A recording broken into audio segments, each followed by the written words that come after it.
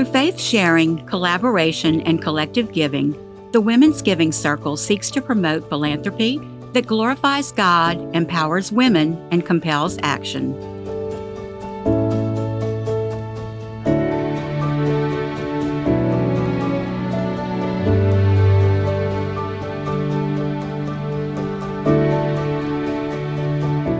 My name is JP Gaspard. I'm the Executive Director at the ARC Baton Rouge, and I have been working for the ARC since September of 2020.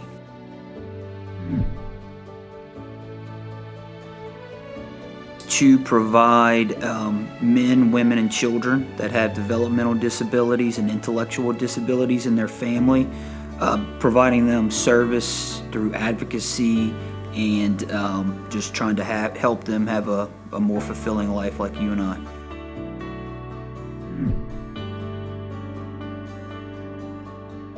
I'm Gia Jervis, or Gia Angela Jervis, I should say. But I'm a Advocate of the Year, and I think it's been like 5 or 10 years that I've been with the ARC and everything. But my sister, I was with my sister, and she stepped up as guardianship over me and power of attorney as well. And the reason why I enjoyed the ARC and everything is that it affiliated with academics and to give back to what we were before.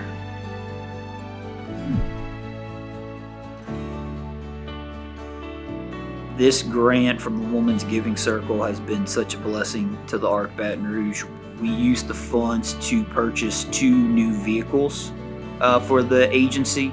The first is a truck that will allow our men and women that we serve that are employees for the ARC to continue to go and have meaningful employment and to give back to the community. The other vehicle is a wheelchair accessible van that allows some of our individuals in wheelchairs that are not able to transfer out of their seat to be able to engage in the community or find employment as well. We had one individual, her name is Ashley, at our North Baton Rouge location who's been with the ARC for over 5 years now, that was able to go out in the community for the first time because we had this wheelchair accessible van. So she got to attend the ARC's Day at the Capitol, where we went to the state capitol, where we celebrated 70 years of service to the greater Baton Rouge community, and she was able to join us by having that vehicle.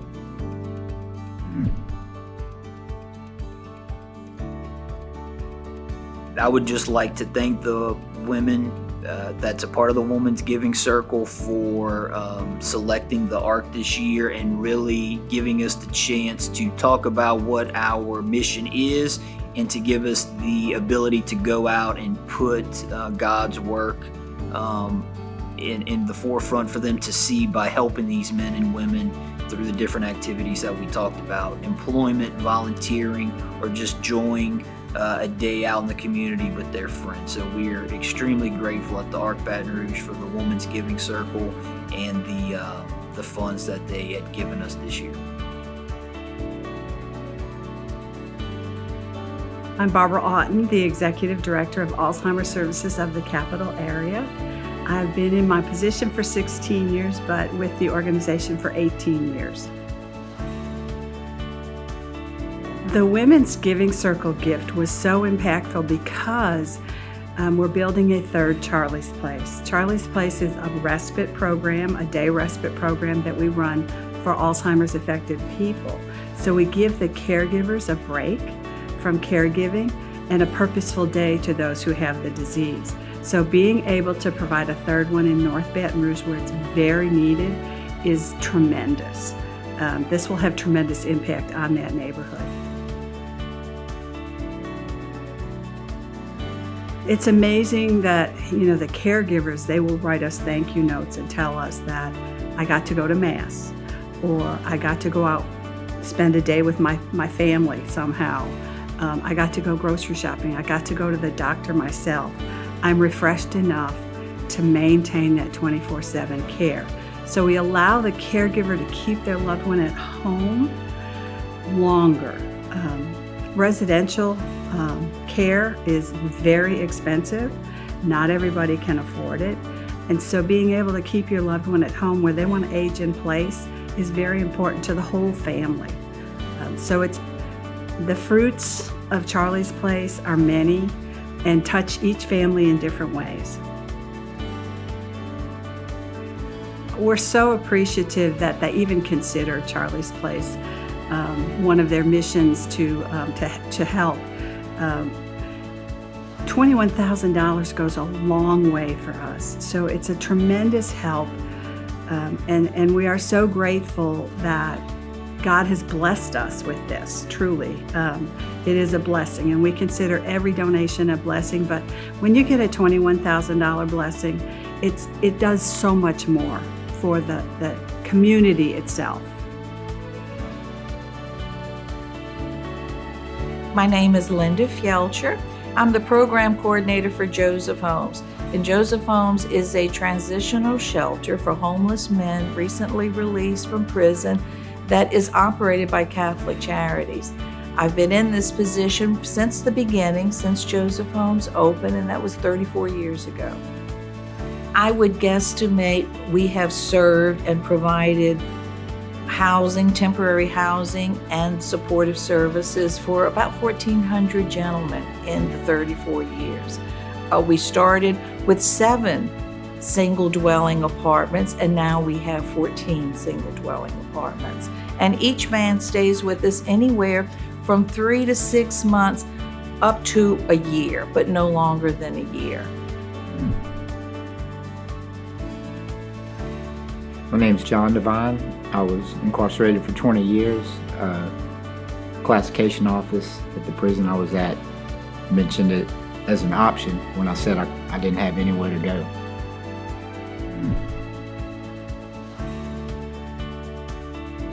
I've been at Joseph House for coming up on 3 months, and I would like to describe it as a perfect balance between independence and guidance.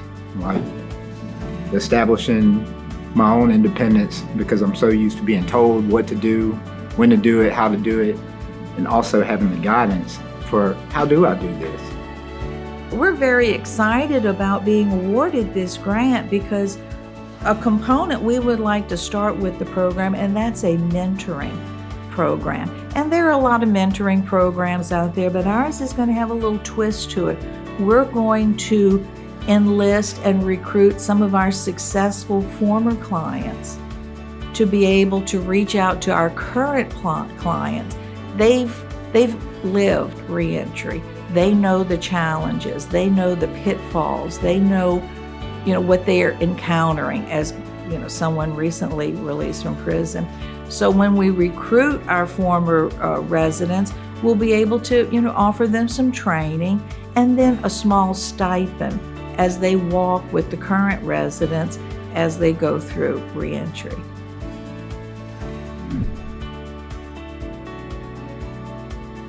The hope that I have for myself is the balance between opportunity and adversity. When you've been incarcerated, you already have so much adversity and so many things going against you when it comes to employment opportunities and financial everything. But the Joseph House for me is an opportunity, to move in the opposite direction and to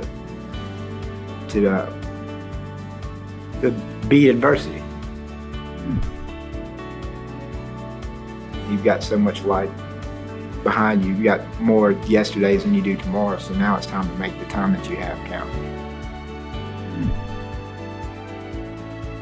I'm just so grateful, and Catholic Charities is so grateful that we have been awarded these funds so we can expand our program, and besides just the basic needs, but also offer a mentor to our new residents, someone that will walk with them, through this reentry journey. My name's Renee Taylor. I am the executive director, at Family Service of Greater Baton Rouge. We've been around since 1955, and we are a multi-service agency. We serve approximately 10,000 individuals and families on an annual basis. We're basically a counseling, mental health agency. Historically, we've provided those services, but over the years we've grown and expanded our services. We currently have two major divisions at Family Service. We have our behavioral health division, we have our HIV programs division, and we have a medical clinic that we recently opened.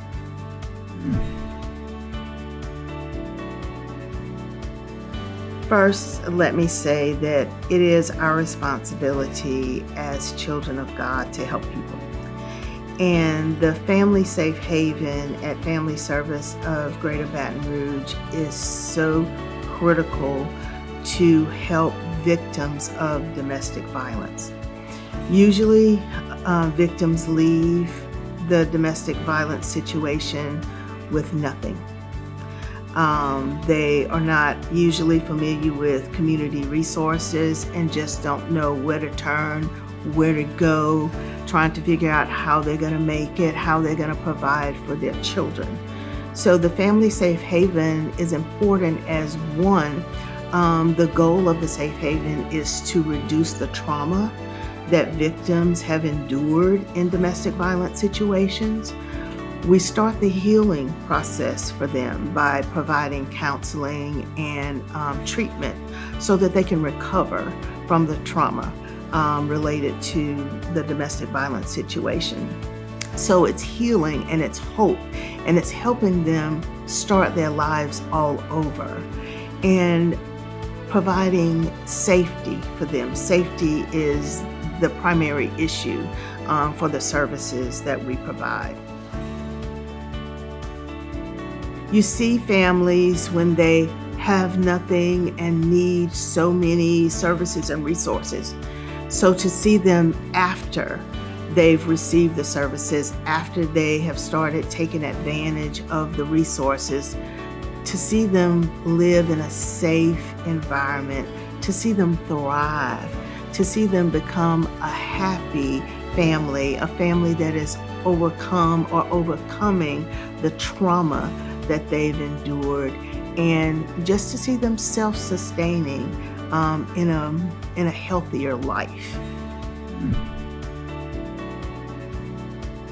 I am so grateful for the funding that was provided for these services.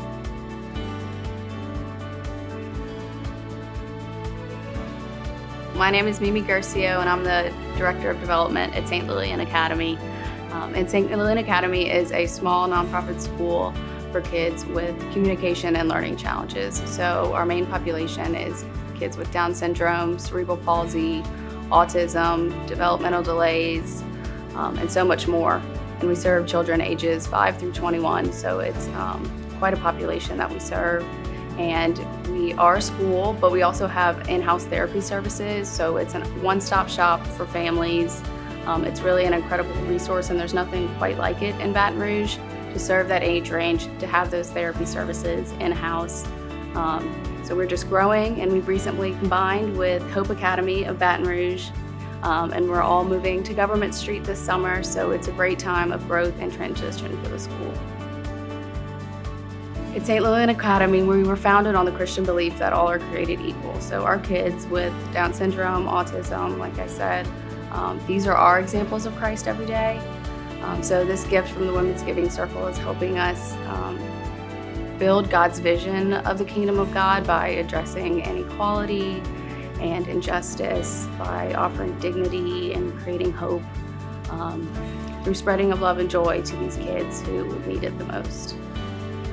Our vision for our school is to enable our kids to be able to go out into the world and live meaningful and fulfilling lives after their time with us.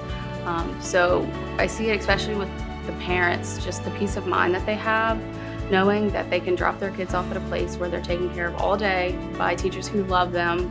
They're getting the therapy that they need. They don't have to pick them up back and forth, running to appointments. And then they have the opportunity to have a meaningful life after through job trainings, programs, and socialization activities that we do. So it's not just peace of mind right now for the parents, it's the joy and the hope that we see that the futures we're creating for those kids. And that's really our mission and our vision for what we want for them. When you are running an organization like ours, a nonprofit school for kids of all ages, each with their own unique set of challenges, you are living every day on a hope and a prayer through faith and trust in God. Faith that we're on the right path, doing Christ's work, and trust that even in times of uncertainty, He will provide. And I think this gift from Women's Giving Circle was the perfect materialization of that faith and trust.